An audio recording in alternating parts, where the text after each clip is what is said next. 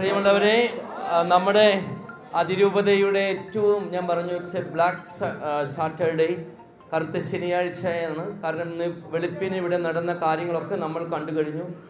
ഈ കാര്യങ്ങളൊക്കെ നമുക്ക് വേണ്ടിയിട്ട് ലോകത്തെ അറിയിക്കുന്ന വ്യക്തികളാണ്, നമ്മുടെ സുഹൃത്തുക്കളാണ്, നമ്മുടെ മാധ്യമ പ്രവർത്തകർ. അപ്പോൾ ഇതിൻ്റെ ഇടയ്ക്ക് നമ്മുടെ മാധ്യമ പ്രവർത്തകരെ ഞങ്ങൾ ആദരിക്കുകയും ബഹുമാനിക്കുകയും ചെയ്യുന്നു. ഒരു മാധ്യമ പ്രവർത്തകൻ്റെ നേർക്ക് ഞങ്ങളിൽ പലരും, എല്ലാവരും ഒരേപോലെയുള്ള ആളുകളല്ല, കുറച്ച് ഇമോഷണലാണ്. അപ്പോൾ ഒരു മാധ്യമ പ്രവർത്തകൻ അല്പം പ്രശ്നം ഉണ്ടായി എന്ന് ഞങ്ങൾ മനസ്സിലാക്കുന്നു. മാധ്യമ പ്രവർത്തകരോട് ഇവിടെ കൂടിയിരിക്കുന്ന എല്ലാവരുടെയും പേരിൽ ഞങ്ങൾ ഒരു സോറി ചോദിക്കുകയാണ്. മറ്റൊരു കാര്യം, ഞങ്ങളുടെ 21 വൈദികരെ ഇന്ന് രാവിലെ നമ്മുടെ ACP ജയകുമാറിന്റെ നേതൃത്വത്തിൽ പോലീസ് വലിച്ചിഴച്ചു കൊണ്ടുവന്ന് ഈ അരമനയുടെ കോമ്പൗണ്ടിൽ എത്തിച്ചു.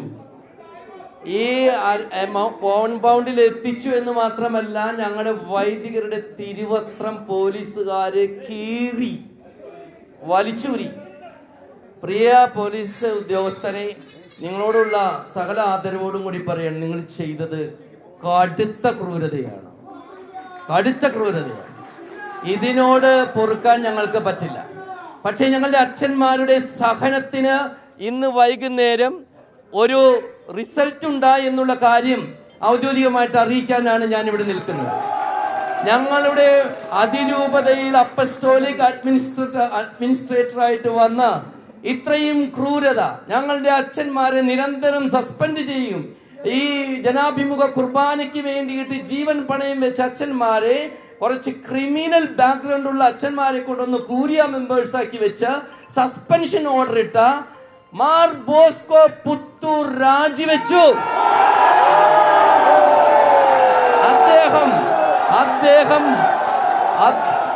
അദ്ദേഹം രാജിവെച്ചു എന്ന് മാത്രമല്ല, ഞാൻ അറിഞ്ഞ മറ്റൊരു കാര്യം, അദ്ദേഹത്തിന് രാജി പറഞ്ഞുകൊണ്ടുള്ള സിനഡാനന്തര കുറിപ്പിൽ അദ്ദേഹം 2024 സെപ്റ്റംബറിൽ രാജി സമർപ്പിച്ചതാണ് എന്ന് പറഞ്ഞിട്ടുണ്ട്. പക്ഷേ ആ രാജി മാർപ്പാപ്പ സ്വീകരിച്ചത് നവംബർ മാസത്തിലാണെന്ന് ഞങ്ങൾ മനസ്സിലാക്കുന്നു. എങ്കിൽ നവംബർ മാസത്തിൽ അദ്ദേഹം രാജി മാർപ്പാപ്പ സ്വീകരിച്ച സമയം മുതൽ അദ്ദേഹം ഇറക്കിയ ഒരു തീട്ടൂരവും കാനൂനികമായി നിലനിൽക്കുന്നതല്ല. അതുകൊണ്ട് ഈ ബസിലിക്ക ഉൾപ്പെടെയുള്ള സ്ഥലത്ത് അദ്ദേഹം വെച്ചിരിക്കുന്ന അഡ്മിനിസ്ട്രേറ്റർ തളിയൻ ഫാദർ തരിയൻ ഞാളിയത്തിനൊന്നും ഇനി ഇവിടെ യാതൊരു സ്ഥാനവും ഉണ്ടാകില്ല. പുതിയ നിങ്ങൾ പ്ലീസ്, പുതിയ നമ്മുടെ അതിരൂപതയുടെ ചാർജ് ഈ ന്യായവും യുക്തവുമായി major arch bishop Raphael Thattil ഏറ്റെടുത്തിരിക്കുന്നു. അദ്ദേഹത്തിന്റെ വികാരിയായി നിങ്ങൾ തെറ്റിദ്ധരിക്കരുത്. ഇപ്പോൾ ജോസഫ് പാംപ്ലാനി പിതാവിനെ എറണാകുളം അങ്കമാലി അതിരൂപതയിൽ മേജർ ആർച്ച് ബിഷപ്പിന്റെ വികാരിയായി നിയമിച്ചിരിക്കുന്നു. അപ്പോൾ നേരത്തെ Mar Bosco Puthur apostolic administrator ആയിരുന്നു. അതുപോലെ ആൻഡ്രൂ സ്ഥാനത്ത് അപ്പസ്റ്റോലിക് അഡ്മിനിസ്ട്രേറ്റർ ആയിരുന്നു. ഇപ്പോൾ ജോസഫ് പാംപ്ലാനി പിതാവ് വികാരിയായിട്ട്, മേജർ ആർച്ച് ബിഷപ്പിന്റെ വികാരി. അത് ഞങ്ങളുടെ 21 വൈദികരുടെ സഹനത്തിന്റെ ഫലമാണ്. ജോയിസ് അച്ഛന്റെ 3 ദിവസം നിരാകാരത്തിന്റെയും ഞങ്ങളുടെ പ്രിയപ്പെട്ട സിസ്റ്റേഴ്സിന്റെയും വിശ്വാസികളുടെയും നിരന്തരമായ പ്രാർത്ഥനയുടെയും നിരന്തരമായ സഹനത്തിന്റെയും ഫലമാണ് ഇപ്പോൾ നമ്മൾ കേട്ട ഈ വാർത്ത. അതുകൊണ്ട് ഞങ്ങൾ മനസ്സിലാക്കുന്നു, പുതിയ വികാരിയായി ചാർജ് എടുക്കുന്ന ജോസഫ് പാംപ്ലാനി പിതാവ് ചാർജ് എടുക്കുമ്പോൾ ഈ ക്രിമിനൽ കൂരിയായി ഇവിടെ നിന്ന് മാറേണ്ടി വരും. ഈ ക്രിമിനൽ കൂരിയാണ് ഈ പോലീസുകാരെ വരുത്തി ഞങ്ങളുടെ ഭവനത്തിൽ നിന്നും ഞങ്ങളെ അടിച്ചിറക്കിയത്. അതുകൊണ്ട് ഈ ക്രിമിനൽ കൂരിയയുടെ തീട്ടൂരങ്ങൾക്ക് ഇനി ഇവിടെ വിലപ്പോകില്ല. ഇവരുടെ ഇത്തരം ക്രൂരത ഇവിടെ അവസാനിക്കുകയാണ്. ഇതാണ് ഈ അതിരൂപതയുടെ വിജയമാണിത്.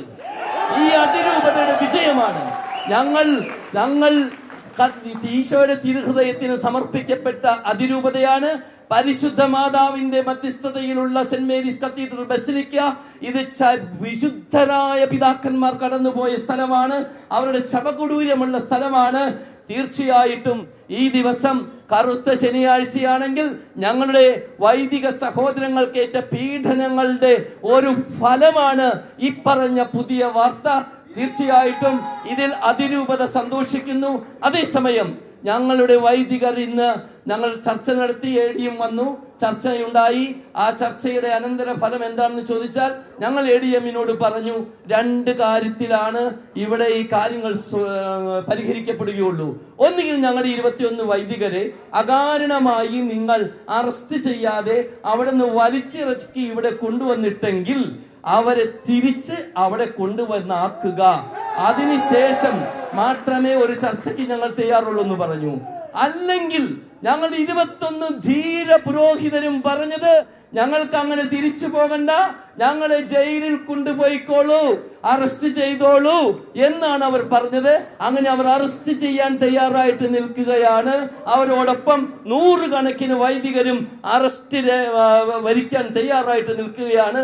അപ്പോൾ സംഭവിക്കുന്നത് എന്താ? നാളെ ഞായറാഴ്ചയാണ്. നാളെ ഞങ്ങളുടെ പല ഇടവകകളിലും വിശുദ്ധ കുർബാന ഇല്ലാതാകും. ഞായറാഴ്ച കത്തോലിക്ക സഭ വിശ്വാസികൾക്ക് കടമുള്ള ദിവസമാണ്. ഈ കടമുള്ള ദിവസം കുർബാന ഇല്ലാതാക്കുന്നത് ആരാണ്? സിനഡിലെ മെത്രാന്മാർ. സിനഡിലെ മെത്രാന്മാർ. ഈ ഉത്തരവാദിത്തം അവരുടെ നെറുകയിലാണെന്ന് ഓർക്കണം. കാരണം ഇന്നിവിടെ നടന്ന സംഭവങ്ങൾക്കെല്ലാം ഉത്തരവാദി ഈ മാർ ബോസ്കോ പുത്തൂരും ഈ ക്രിമിനൽ കൂരിയും അതിന് പിന്തുണ നൽകിയ ചില സിനഡ് പിതാക്കന്മാരുമാണ്. അതുകൊണ്ട് ഈ ദിവസം ഞങ്ങളുടെ ധീരരായിട്ടുള്ള വൈദികരോടൊപ്പം ഞങ്ങളുടെ അതിരൂപത ഒന്നിച്ചു നിൽക്കുന്നു.